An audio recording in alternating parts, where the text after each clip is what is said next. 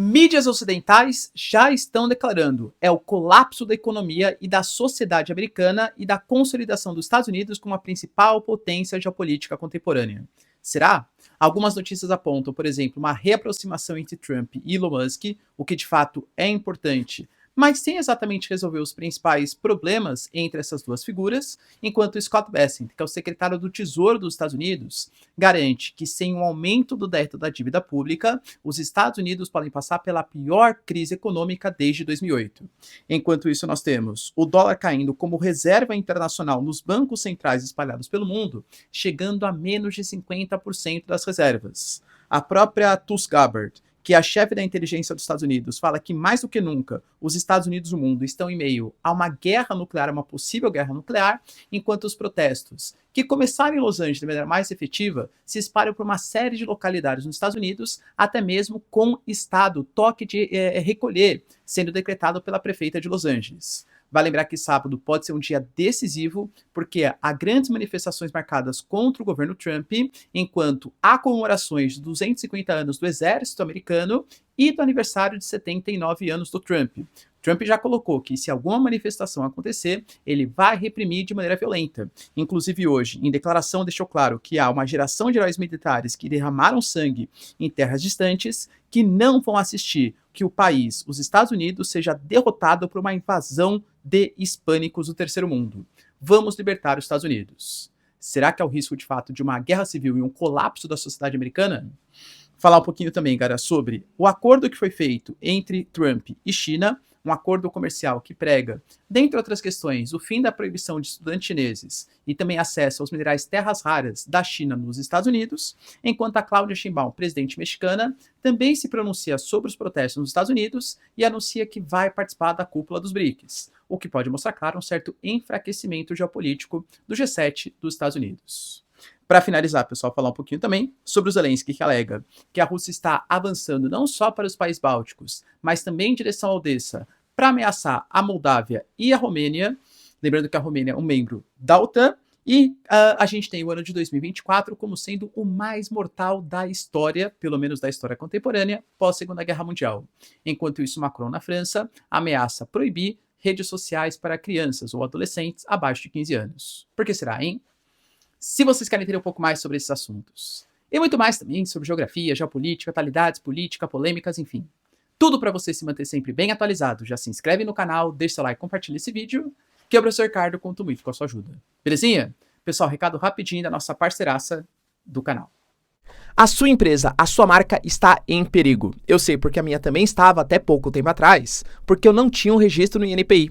Para quem não sabe, eu tenho uma empresa, Professor Ricardo Marcílio, que tem todo um ecossistema ligado à educação. É canal do YouTube, é plataforma, só que eu corri o risco de perder por falta de segurança jurídica. Mas de verdade, quando você vai tentar fazer, é um processo lento, burocrático e extremamente difícil. Por sorte, a parceira aqui do canal, a Movon, ela agiliza todo esse processo para você. Então, se você quiser, galera, por um preço altamente competitivo, sem burocracia, registrar e ter uma garantia que a empresa, a marca vai de fato ser sua, link na descrição e conta com o serviço da Movon. Você não vai se arrepender. Bom, galera, então bora lá pro vídeo, ó. Como eu trouxe para vocês na introdução, a gente tem muitas notícias impactantes sobre os Estados Unidos, preocupantes sobre o que garantiu a hegemonia dos Estados Unidos ao longo de décadas, que pode sim trazer um risco de um colapso da sociedade americana ou dos Estados Unidos como a principal potência geopolítica contemporânea.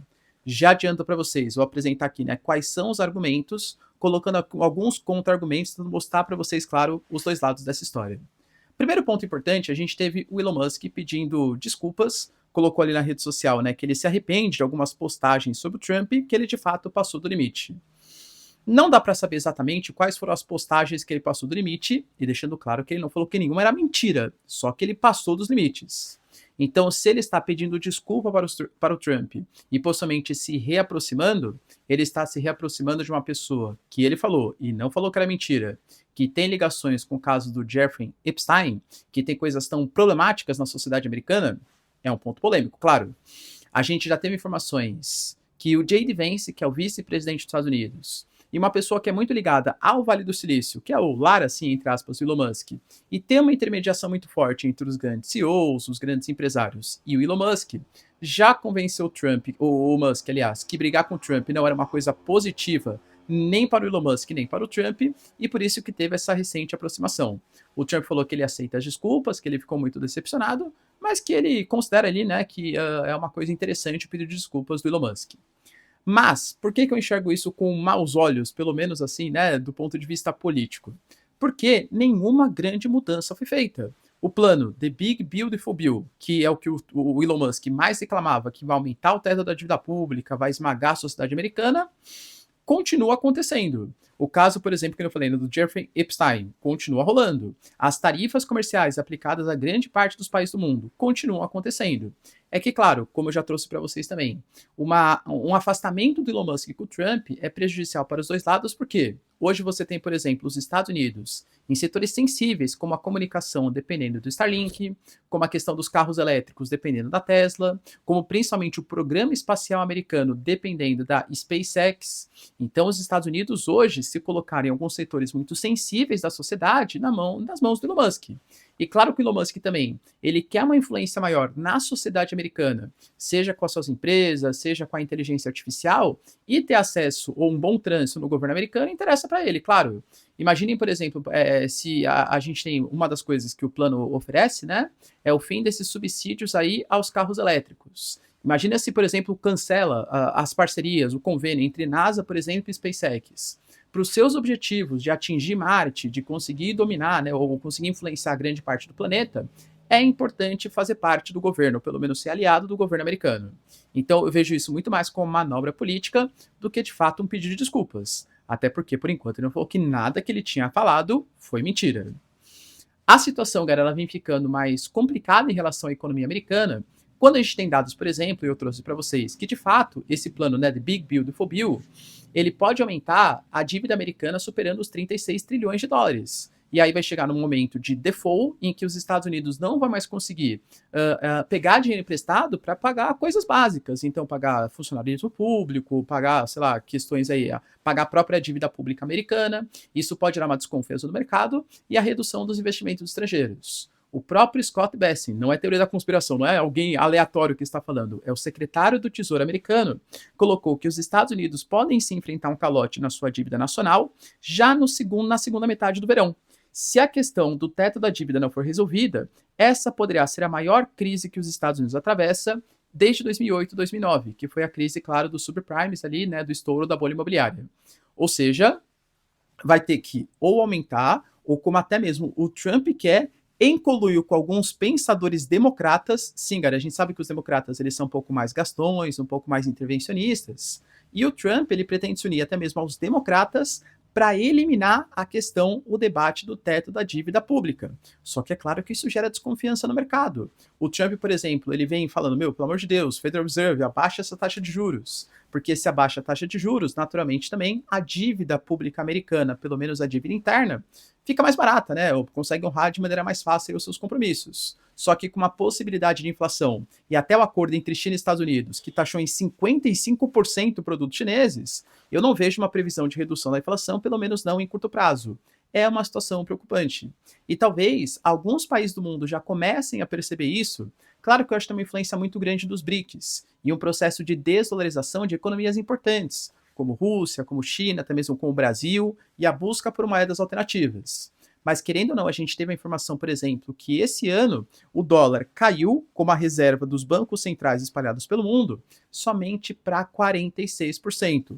Claro, quer dizer, nossa, o dólar perdeu a hegemonia, não vai ser mais a moeda internacional, meu Deus, os Estados Unidos está em crise, ninguém mais... Óbvio que não. O dólar é a moeda hegemônica, o dólar ainda é a moeda mais importante, e eu não acho, como eu sempre trago para vocês, que isso vai sumir no futuro próximo. Mas percebam que é um processo que está acontecendo. Hoje a gente tem o dólar como 46%, o ouro como 20%, o que, aliás, para quem entende um pouco mais de economia, né? Sabe que geralmente quando as moedas internacionais estão em crise, não há muita credibilidade dos mercados, os grandes investidores fogem para o ouro, pode ser um indicativo talvez de uma grande crise? Cara, não sou economista, tá? Mas gosto de ler, gosto de dar meus pitacos aí nas questões, né? Pode ser um indicativo. O euro ele aparece como 16% e as outras moedas como 18%.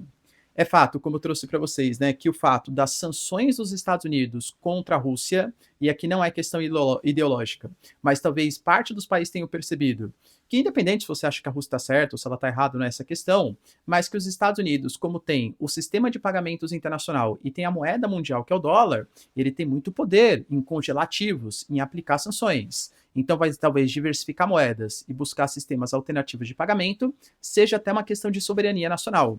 Outro ponto, a desconfiança, por exemplo, no próprio dólar, alegando que as políticas econômicas do Trump não estão sendo as mais corretas. Eu trouxe para vocês que há mídias americanas que já estão colocando que é um próprio plano do governo Trump tentar desvalorizar, tentar fazer uma queda do valor do dólar. Porque se você tem uma política como o Trump, que é tão protecionista, que quer melhorar a balança comercial americana, você enfraquecer o dólar facilita que você consiga exportar os produtos americanos e dificulta importações, porque as importações vão ficar de fato mais caras, né?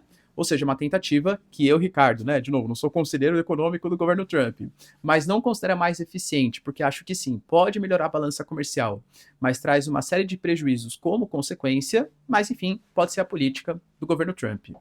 Além disso, esse sábado pode ser um sábado decisivo para a sociedade americana. A gente está falando, pessoal, de intensos protestos que estão sendo marcados, protestos que vão acontecer em mais de 1.200 cidades, nos 50 estados americanos, protestos chamados de No King, né? Ou seja, sem reis. Existe até sites em que as pessoas estão se inscrevendo para participar dessas manifestações. Eu, particularmente, se morasse nos Estados Unidos e fosse participar das manifestações, não colocaria meu nome em site nenhum, porque isso facilmente, né, pode ser verificado pelo governo americano e possíveis retaliações, sanções. Existem até empresas que estão financiando esses protestos também, que podem ser alvo de sanções, retaliações, não porque é o governo Trump, mas porque qualquer estado, tá? Nos Estados Unidos, mas enfim, grandes manifestações vão acontecer. E o Trump já deixou claro que ele não vai deixar que essas manifestações estraguem as comemorações de aniversário de 250 anos do exército americano e também, ele é um pouco egocêntrico, né, dos seus 79 anos. Algumas comemorações prévias já começaram. Por exemplo, a gente teve ali em Fort Bragg, por exemplo, na Carolina do Norte, uma série de declarações do governo Trump polêmicas ali. Ele alegou, por exemplo, que não vai permitir que uma cidade americana seja invadida e conquistada por inimigo estrangeiro. E é isso que eles são, se referindo possivelmente aos hispânicos, ou às manifestações que estão acontecendo em Los Angeles e começaram a se espalhar por outras cidades. A gente teve manifestações, por exemplo, em Nova York, Chicago, Atlanta. Isso porque, de novo, nem chegou o sábado, que é o dia das maiores manifestações e possivelmente as maiores represálias do governo Trump. Ele falou, por exemplo, na declaração junto ao exército, que uma geração de heróis militares derramaram seu sangue em terras distantes não foi para assistir à destruição do país por uma invasão de pessoas do terceiro mundo, que sim, os Estados Unidos vão libertar Los Angeles. Segundo a mídia americana, nesse momento, a gente tem mais tropas em Los Angeles do que no Iraque e na Síria, que são países que os Estados Unidos têm uma intervenção militar com bases militares por conta de toda uma situação geopolítica complexa. Em Los Angeles, a prefeita decretou toque de recolher e a gente teve, desde sexta-feira, 180 presos, pelo menos. As manifestações estão aumentando e sábado pode ser um dia decisivo, porque, de novo, venho trazer para vocês uma análise mais política da coisa. O governo Trump, ele não vem atravessando um momento de boa popularidade. Mas não pensem vocês, claro que é um tema que polariza, é um tema que divide, não há consenso na sociedade americana. Mas hoje, a maior parte da população americana apoia a política de deportação, pelo menos, claro, dos imigrantes indocumentados. Talvez não com violência, né? Existem vários jeitos de você conseguir deportar as pessoas. Mas há um apoio a essa causa de deportação. E se a gente tem, por exemplo, cenas como manifestantes, imigrantes, tacando pedras, falando, pô, aqui era o México, os Estados Unidos roubaram o nosso território, a gente ajudou a construir os Estados Unidos, talvez isso possa fazer com que o Trump aumente a sua popularidade num campo que ele se dá bem, vai, entre aspas, que a população americana apoia as suas políticas públicas. Essas imagens de imigrantes violentos destruindo carros de polícia, atacando forças da Guarda Nacional, enfim, cara, isso pode fazer com que a popularidade do Trump aumente, em detrimento de quando ele toca em temas mais econômicos, porque ele possivelmente não vai conseguir reduzir a inflação dos Estados Unidos, não vai ter uma queda da taxa de juros, entende? Ele está comprando guerra com antigos aliados, né, seja com o Canadá, seja com o México, seja com os australianos, enfim, então isso pode trazer algum tipo de prejuízo econômico. Se ele começa a focar na questão migratória e até mesmo colocar as tropas, a Guarda Nacional, cara, a gente teve, por exemplo, o Greg Abbott do Texas, também anunciando que está mobilizando a Guarda Nacional para conter possíveis manifestações.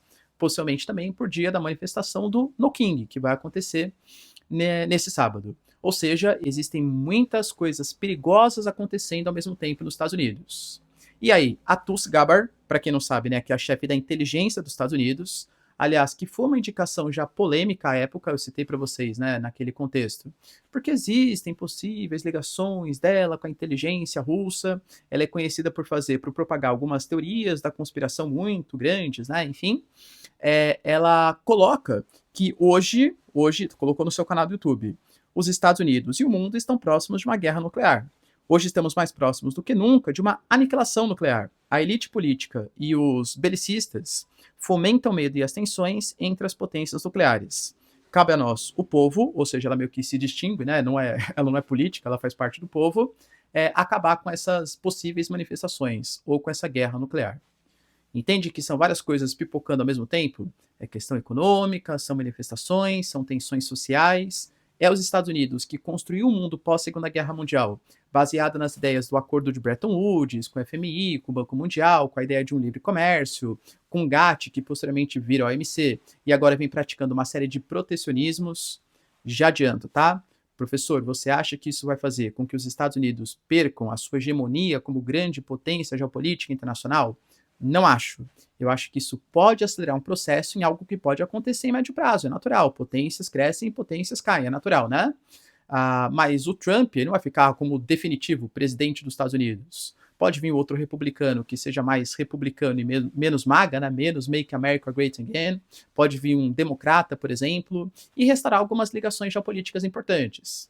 Mas a confiança, galera, é que nem cristal, né? Uma vez quebrado, tchau, tchau, né? Já dizia aí os ditados mais antigos. Os Estados Unidos, com essas políticas um pouco mais agressivas geopolíticas, podem sim comprometer alianças futuras ou até mesmo fazer com que os países procurem fontes alternativas de moedas, de parcerias, de alianças militares e coisa que o valha. Você acha que esse momento dos Estados Unidos pode acelerar um possível declínio dos Estados Unidos como uma grande potência geopolítica internacional? Deixa aí nos comentários. Enquanto isso, galera, já que eu só trouxe notícias um pouco negativas para o lado dos Estados Unidos, uma notícia positiva, mas que também guarda o seu tom negativo.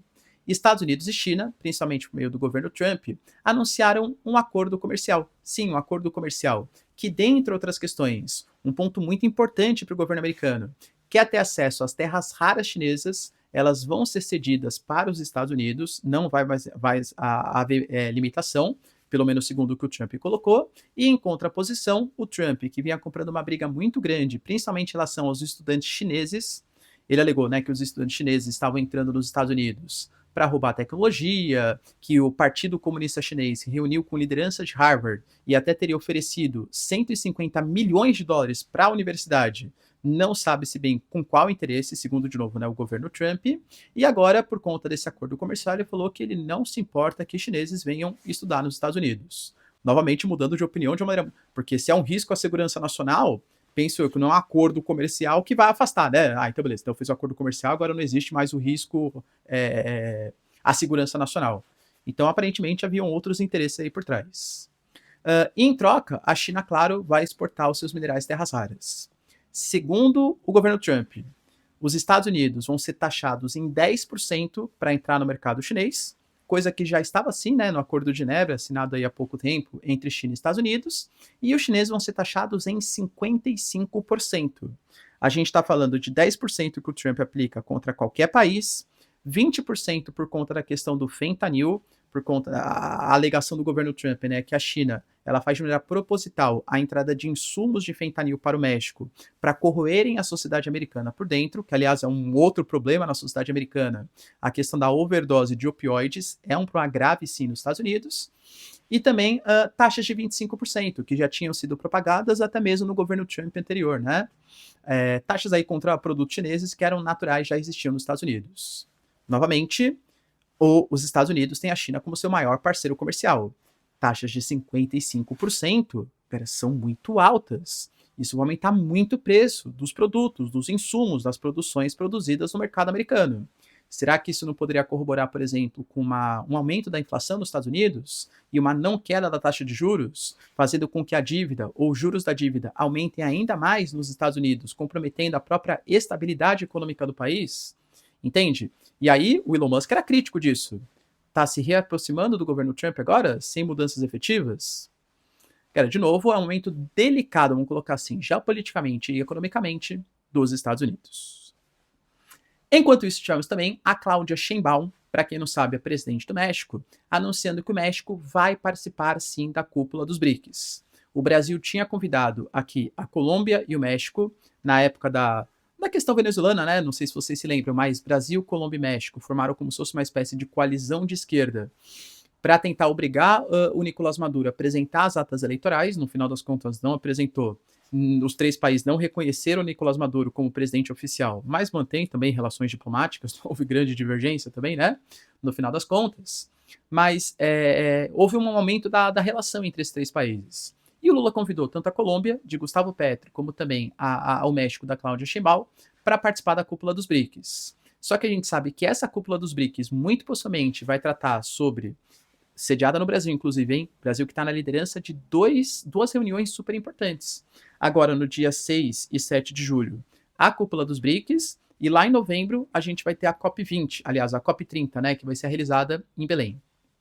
Essa cúpula dos BRICS, muito possivelmente, vai falar da entrada de novos países, de uma transformação dos BRICS, não mais como um bloco que discute somente questões econômicas, mas que está se voltando também para questões geopolíticas, ser a voz dos países emergentes em contraposição ao próprio G7, e, cara, querendo ou não, a possibilidade de avançar no processo de desdolarização, a criação de uma stablecoin ou a criação de um sistema alternativo de pagamentos, e o México vai estar participando.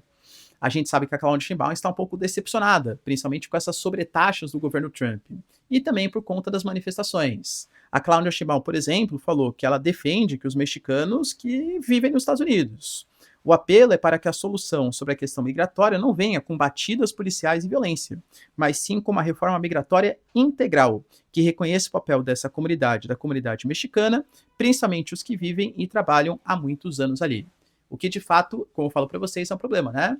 Se havia uma região para começar as manifestações nos Estados Unidos, talvez fossem outras, né? Mas Los Angeles era um dos favoritos. A gente sabe que Los Angeles tem quase 50% da população hispânica. Em alguns bairros, como Paramount, por exemplo, o subúrbio ali, é mais de 80% da população descendente de hispânicos. E eles convivem ali, né? Documentados, indocumentados, enfim, né? E ter essa política forte de batidas policiais e tal, isso poderia gerar um agravamento das tensões sociais e aumento dos protestos no país. A Cláudia Sheinbaum, pelo menos pelas suas falas, fala que os Estados Unidos deveriam fazer algum tipo de reforma migratória integral, talvez reconhecendo ou facilitando a regularização dos imigrantes indocumentados que vivem há anos, há décadas, enfim, no território mexicano. Mas percebe também um certo afastamento em relação à diplomacia americana. Enquanto isso, Garo Zelensky deu mais uma declaração polêmica sobre a guerra Rússia e Ucrânia. Vai lembrar que eu trouxe para vocês que o Bruno Kahl, que é o chefe da inteligência alemã, pelo menos por enquanto, está sendo afastado agora, se não me engano, né? Vai ser mandado como embaixador para outras regiões, mas por enquanto é o chefe da inteligência da Alemanha, falou que os russos estão dispostos a mandar os Little Green Guys, né? Os Little Green Men ali, que é um exército não oficial, não fardado, para atuar principalmente nos países bálticos, talvez até na Estônia, para ver qual seria a reação da OTAN, ou seja, para ver se a OTAN realmente acionaria o artigo 5º, se haveria algum tipo de mobilização. E, além de tudo, a gente teve também a notícia agora do Zelensky, que está falando que os russos têm o grande... Ele estava em Odessa falando isso, dominar Odessa, dominar aquela região litorânea mais próxima do sudoeste da Ucrânia. Porque, segundo o Zelensky, o objetivo da Rússia não é focar só nas áreas que já foram dominadas, mas também partir para as regiões próximas da fronteira com a Romênia, que é um membro da OTAN, e da Moldávia, que não é membro da OTAN, mas tem a região separatista da Transnistria, região que, segundo Alexander Dugin, né, que é o grande ideólogo aí do Putin, segundo algumas fontes ocidentais, eu particularmente acho que ele é muito mais radical do que o Trump mesmo, né, mas enfim, seria o grande sonho da Rússia, formar a New Russia, né, ou seja, pegar todo aquele território que vai do extremo leste da Rússia, que foi invadido, passando pela Crimeia, passando por Odessa, até chegar no território da Moldávia, da região da Transnistria. Se é isso realmente os objetivos da Rússia, é muito difícil a gente saber. Penso eu que em meio a uma guerra híbrida, a propaganda conta muito. o Zelensky e a inteligência ocidental falando, olha, a Rússia quer avançar para a Lituânia, para a Letônia, para a Estônia, para a Moldávia, para a Geórgia, quer avançar em direção próximo da Romênia. Concorda que isso facilita com que propostas mais belicistas, de aumento dos gastos militares em detrimento de gastos sociais sejam mais facilmente aprovados, já que a Rússia é um inimigo a ser combatido? Eu vejo muito mais nesse sentido. Enquanto isso, agora uma notícia perigosa e triste aí para vocês. A gente teve uma pesquisa internacional sendo realizada que delibera que em 2024 a gente teve o ano mais mortal desde o final da Segunda Guerra Mundial. A gente está falando, pessoal, de 61 conflitos armados entre estados, sendo que 11 tiveram mais de 1.000 mortes, ou seja, grandes conflitos armados. É um número de baixas civis 31% maior do que 2023, com destaque, claro, a guerra entre Rússia e Ucrânia. Ou seja, se a ideia era de um mundo mais apaciguador, como a ONU tentou se vender no pós-Segunda Guerra Mundial, com as grandes instituições, a grande conferência para trazer uma pacificação para o mundo, há uma tendência de aumento das tensões internacionais. Uma reforma da ONU e das instituições para evitar um grande conflito internacional pode ser urgente, hein, galera?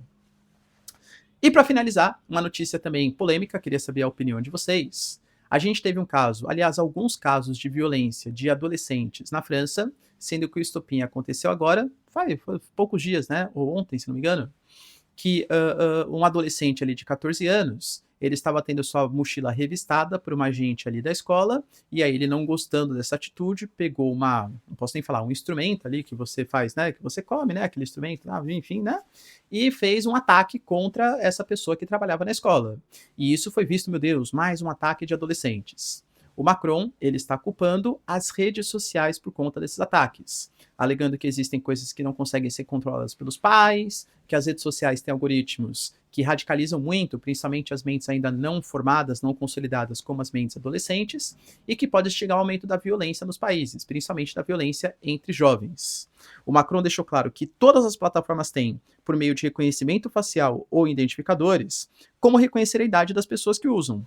Vou dar alguns meses para a União Europeia, senão a França vai primeiro regular e proibir que os menores de idade, menores de 15 anos, utilizem as redes sociais para servir como exemplo para a União Europeia. A Austrália, ela adotou política muito parecida recentemente, também limitando pessoas só acima maiores de 16 anos podem acessar as redes sociais. Enquanto você tem parte das pessoas que alegam que as redes sociais são importantes, até mesmo com a forma de socialização das populações mais jovens, mas talvez precisasse de algum tipo de regulação do Estado, algum tipo de regulação para impedir que conteúdos mais sensíveis, violentos, chegassem a essa população abaixo de 15, 16, 14 anos, enfim. Isso deve ser debatido, né, pelas lideranças de cada um dos países. Então deveria ter algum tipo de liberdade, porque é uma forma de aproximação entre os jovens. Outros defendem que os algoritmos, feitos muito mais para ganhar dinheiro, lucrar e aumentar o tempo de exposição à tela das crianças, está prejudicando a sociedade. E você, galera, de que lado tá, hein? Acha que tem que proibir as redes sociais para as menores de idade? Ou apenas criar uma regulação? Ou nem isso, deixar totalmente liberado? Deixa aí nos comentários, quero saber sua opinião. No mais, se vocês curtiram o vídeo, tamo junto, beijos, abraços e tchau, tchau.